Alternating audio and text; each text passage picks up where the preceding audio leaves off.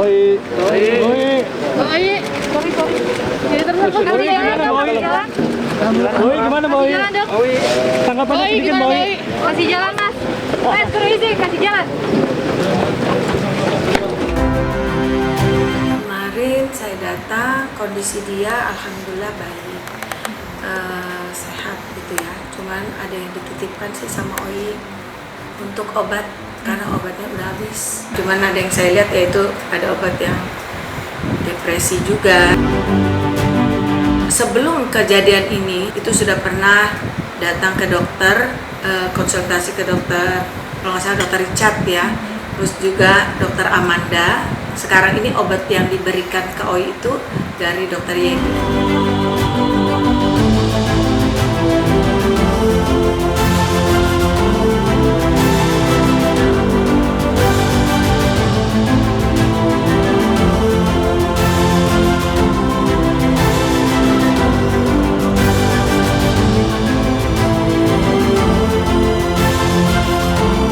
Dan memang menurut dokter memang harus diterapi terus.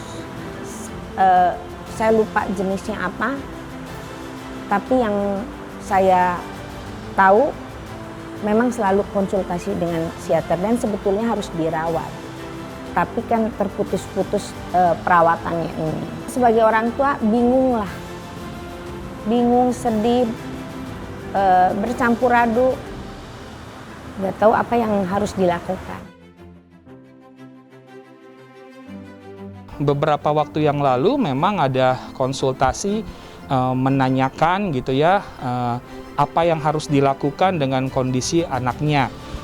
Yang saya sampaikan pada waktu itu bahwa seorang psikiater harus melakukan suatu pemeriksaan psikiatri yang lengkap terlebih dahulu sebelum kemudian menegakkan diagnosis dan memutuskan terapi apa yang akan diberikan. Nah, gangguan bipolar ini adalah gangguan kejiwaan yang ditandai dengan perubahan mood yang ekstrim. Jadi kadang bisa senang yang berlebihan, kadang bisa sedih yang berlebihan. Itu juga bisa membuat seseorang itu berbohong karena memang moodnya sedang high, sedang tinggi, energinya sedang berlebihan di sana.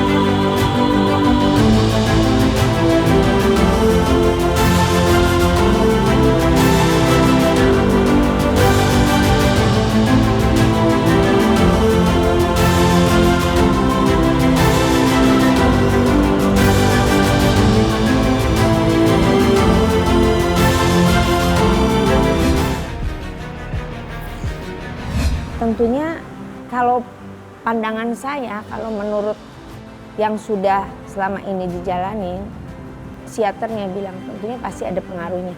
Di situ ada macam-macam riwayat penyakit ini psikiater yang tahu.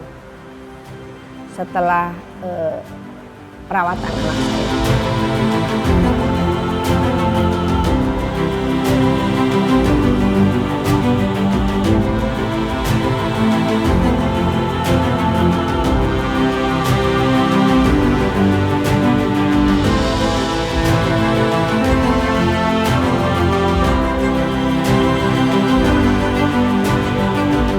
Saya tahu dia tidak punya sakit apa-apa waktu di SMA, normal saja, nggak ada. Tapi entah setelah dia lulus atau gimana dia ada kejadian yang tadi disampaikan kata mamanya jatuh ketimpa besi dan sebagainya, ya saya kurang paham. Tapi selama 2019 sampai sekarang saya melihatnya dia tidak ada masalah karena saya sering ketemu sama dia. Udah konsultasi ke dokter menyarankan untuk dirawat. Kejiwaan ini harus dirawat, diyakinkan bahwa tidak boleh melakukan ini karena ini akan begini bebannya gitu. Ya kalau orang melakukan sesuatu dengan dasar tidak sehat dan terganggu ya berarti kan tidak bisa dipidana.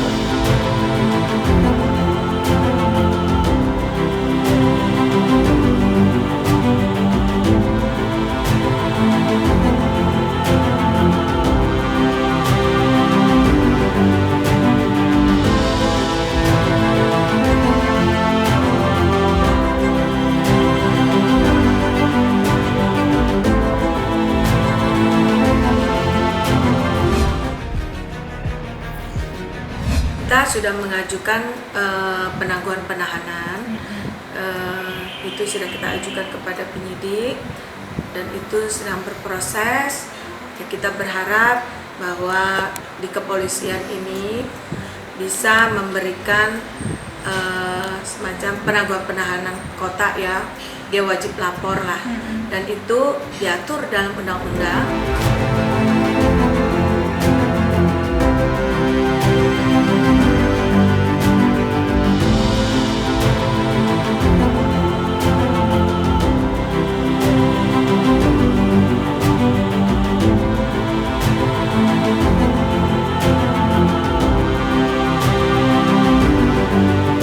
Saya sudah sampaikan ke polisi, Bapak tolong ditinjau lagi aspek itunya gitu. Karena fokusnya ini sebenarnya anak ini apa sih motivasinya gitu. Karena dia nggak terlalu terbuka sama kita. Tapi saya sudah lihat keterangan percakapan antara Nia dengan dokter kejiwaan itu. Ketika udah ketahuan, kan awalnya dia bilang bimbel, ya bimbelnya bodong kan nggak ada. Ya ketika udah tersangka muncul tuh ya pura-pura sakit. Ya kan gitu, yang saya bilang kalau urusan duit dia ingat, tapi urusan tanggung jawab dia lupa. Kemarin pihak polisian sudah menyampaikan pada 4 tersangka baru. Keempatnya adalah dari kubunya Olivia. Inisialnya adalah FM gitu ya, FM.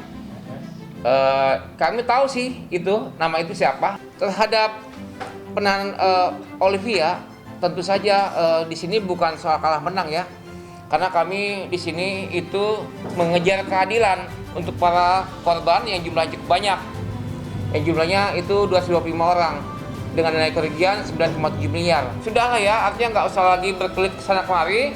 Kami masih buka pintu perdamaian buat Oli, itu yang bagus ini ya, gitu kan?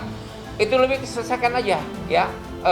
Nggak usah buat manuver ke kiri kanan gitu, akan membuat orang jadi nggak simpati gitu ya, gitu. Udah salah tapi masih mau ngeles kesana kemari. Tentu aja berharap perdamaiannya uangnya dikembalikan kan gitu. Sangat simpel kok, dari awal kita bilang uang balikin aja udah.